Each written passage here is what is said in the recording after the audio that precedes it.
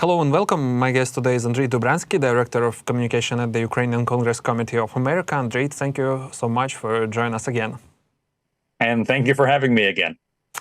Let's start with what's happening in the US right now. There's a lot going on, from mass protests to a very public feud between Donald Trump and Elon Musk, and there are even rumors what Musk got punched by Besant. That's quite the political theater. What exactly is happening across the country? Are we seeing just protests or something bigger? I think the major news story that began over this past weekend was the fact that President Trump, out of nowhere, decided to activate the National Guard to send to one individual section of Los Angeles that he saw was having protests. And that brought to the mass media attention the fact that people are protesting across the entire country against raids by ICE agents.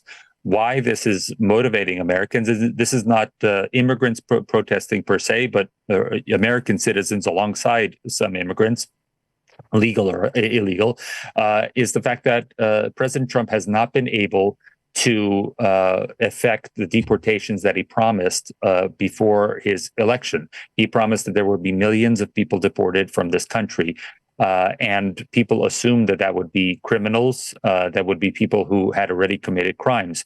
What is happening is that federal agents are waiting outside of courtrooms where people are going in for regularly scheduled hearings about their asylum status.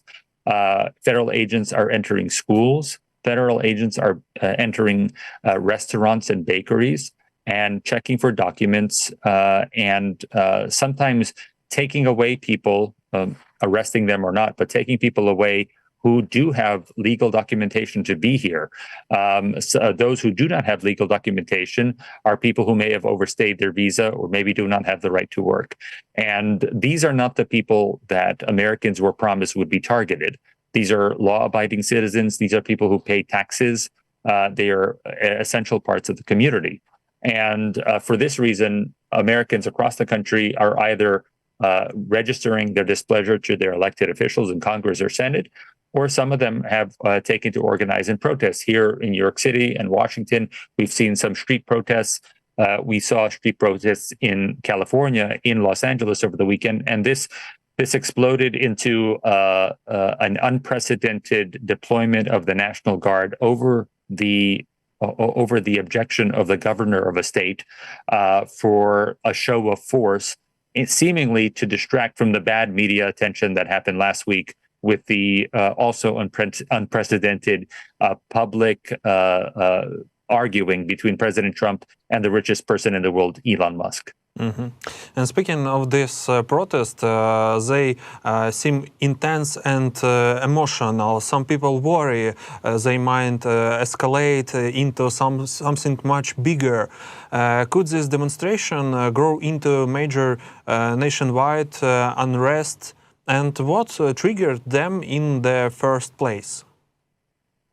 Well, again, the major reason that people are protesting is that people are being arrested who aren't criminals, people who are friends of members of the community, active participants in daily life.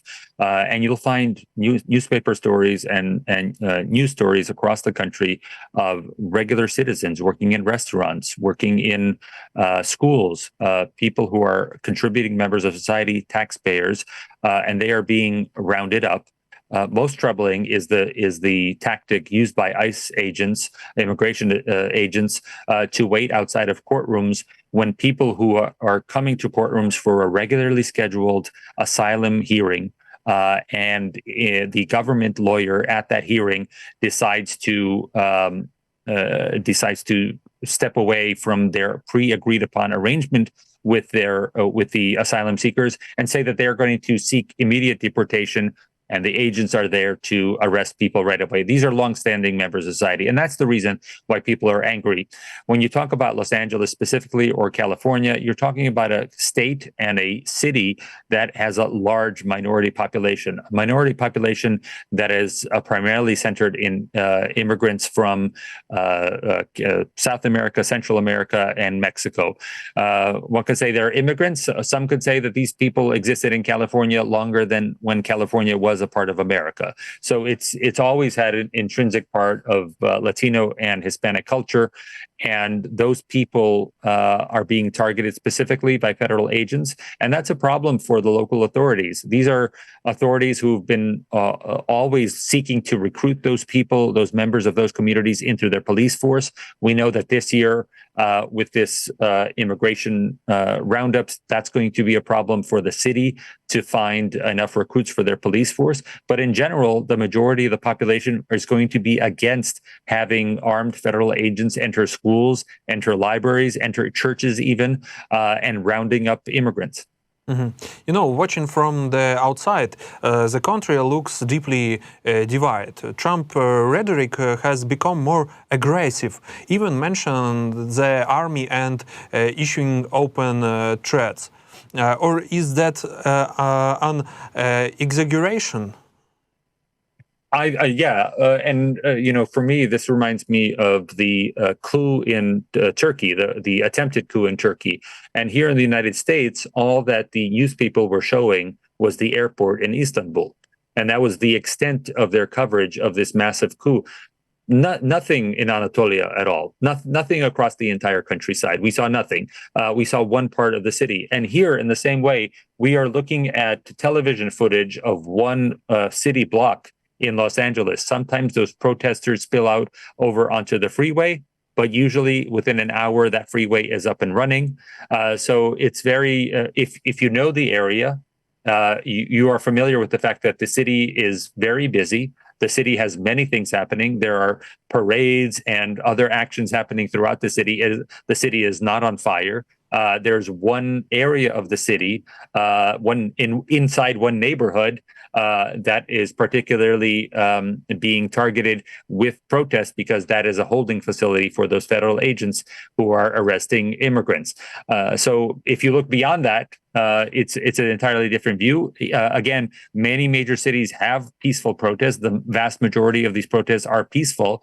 However, when you send in the National Guard, these are military personnel. They have no right to take part in police action. If the governor were to invoke the National Guard, he could ask the National Guard to arrest people and help the police. But since the president took over the National Guard and sent them in over the objection of the governor, they really have no power to do anything but intimidate with their weaponry and to protect federal buildings. That is the only thing they are allowed to do. We are, of course, worried that the President Trump might turn to his previous thoughts when there was protests outside the White House in his first administration, and he was asking members of the military to shoot against American citizens who were protesting. This time, we don't have the same kind of leadership of the military. In fact, the Secretary of Defense is an enormous fan of President Trump and would do practically anything to please him. So that worries people as well. Perhaps President Trump is contemplating some kind of military action against American citizens, which would be a first in American history. Mm-hmm. While the US is focused on its own problem, it feels like Ukraine is being forgotten. Trump is now sending weapons to the Middle East and says Ukraine and Russia should keep fighting for a bit longer. So, is Trump still on Ukraine's side, or is he walking away? I think there's two things here. One, I wouldn't say Ukraine is forgotten, and I'll go into that. But as far as President Trump, we've seen this from the very beginning of this administration. From when he was elected, he was saying very different things from one week to the next, especially when you take into account what he says on social media, which usually is more critical of Ukraine. And then in his public statements, sometimes those more moderate what he says about Ukraine. We saw the vast difference between what happened in the White House in February to his conversation at the Vatican with President Zelensky. So I really hope that there is a face-to-face meeting at the G7 and at the NATO summit this month. I think that can go a long way to reestablishing better communications between the two countries. And of course, we know that the minerals deal that was signed allows for even better communication with our country through the economic front. As far as Ukraine being lost in this, I would say that I'm surprised how much Ukraine has remained in the lead story for Ukrainian American newspapers, American news channels, as well as the online discourse. We all remember the day that Operation Spiderweb was revealed to the world. That was the same day that later on there was a terrorist attack in the United States in Colorado. It has defied expectation that that terrorist act has received less and less coverage over the next week, and yet Ukraine has remained as a topic on the news channels on a daily basis. Mm-hmm. So the attention hasn't flagged. And that's another reason why activists have taken to more and more conversations with their elected officials. This week, between the days of 10th, 11th, and 12th, there will be many activists in Washington, D.C. from across the United States, specifically focused on not just the sanctions bill, but other legislation that could be enacted to help Ukraine. And that's happening specifically because the attention on Ukraine is still holding up. Mm-hmm, mm-hmm. Okay. Today there was some rare good news, prisoner exchange. This is an encouraging sign of diplomacy, but obviously it's not the end of the war.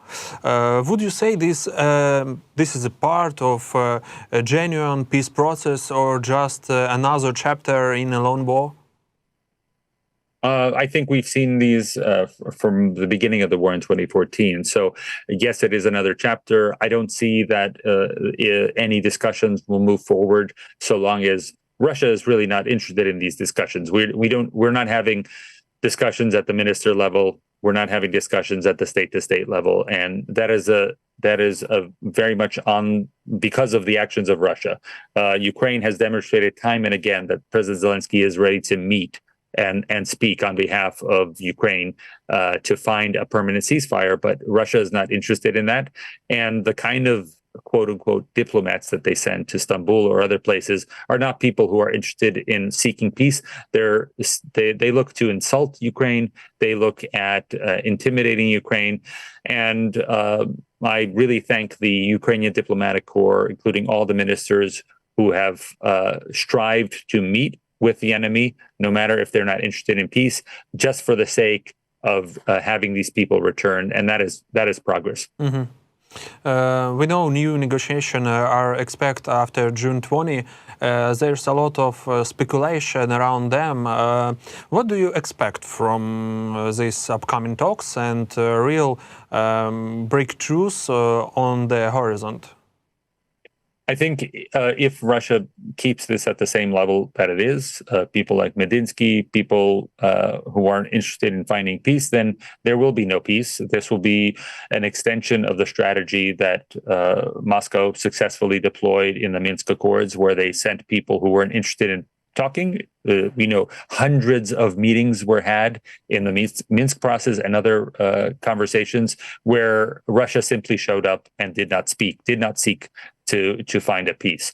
And so I feel if this is the same level that they send to Istanbul to repeat the process, it won't get us any closer. I know that Ukraine, though, is successfully trying to expand the exchange of prisoners to include children. And I think if Ukraine is successful in any way to have children returned, that would be worthwhile to sit down with people who are interested in having peace. Mm-hmm. And here is a bigger question everyone's asking with everything that's happening. Do you think Trump, Putin and Zelensky could actually meet in person after June 20? Is that scenario realistic? I think nothing will happen before the NATO summit on the 24th. So we know that we have the G7 happening next week, and hopefully President Zelensky will have an opportunity to meet with Trump at that meeting. And then I don't foresee President Trump taking part in any meeting with Putin before he meets with NATO allies at the NATO summit. So I anticipate that would happen before any kind of sit down with Putin.